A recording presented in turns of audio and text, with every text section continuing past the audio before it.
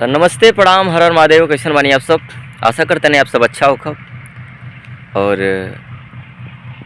आज हम रउआ लोगन से कुछ बात करे आइल बनी। तो बस रउआ लोगन के प्यार और आशीर्वाद की ज़रूरत बा। और आप लोगन के बता दी कि हमारे यूट्यूब पे लगभग 4000 सब्सक्राइबर पहुँचे वाला बा, पूरा होखे वाला बा। और बस थोड़ा सा आप लोगन के प्यार और आशीर्वाद चाहिए। और 4000 वॉच टाइम जैसे कि मांगेला यूट्यूब चैनल के मोनेटाइज कैले खातिर। तो रउआ लोगन से बस यही रिक्वेस्ट बा कि रउआ लोग हमारे फेसबुक पे एगो वीडियो ट्रेंडिंग में गईल बा, तो वो वीडियो के आप लोग ज़्यादा से ज़्यादा प्यार दी, आशीर्वाद दी। और हमारा फेसबुक आईडी अजय निराला नाम से भी बा। और यूट्यूब पे हमार जितना भी वीडियो बा रउआ लोगन वो वीडियो के अपन प्यार दी, आशीर्वाद दी। और वो वीडियो के ज़्यादा से ज़्यादा देखी और शेयर करी, ताकि अब लाइक सब्सक्राइब की ज़रूरत नहीं है उतना।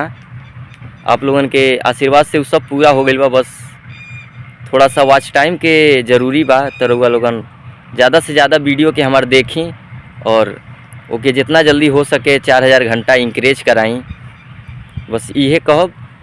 और अब रउआ लोगन के नया नया ब्लॉग देखे के मिली।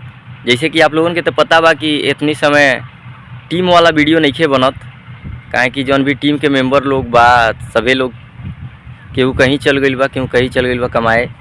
तो समय समय के बात है भाई, सबके लगे टाइम ना होला। तो एकरे खातिर क्षमा चाहब। और लेकिन अपना तरफ से पूरा कोशिश रही कि रउआ लोगन के टाइम टू टाइम वीडियो आवे। और शॉर्ट मूवी नहीं खे आवत तो का भइल, ब्लॉग आई और शॉर्ट वीडियो आई। तो शॉर्ट वीडियो को आप लोग प्यार दीजिएगा, आशीर्वाद दीजिएगा। और बस यही कहना है आप लोगों से।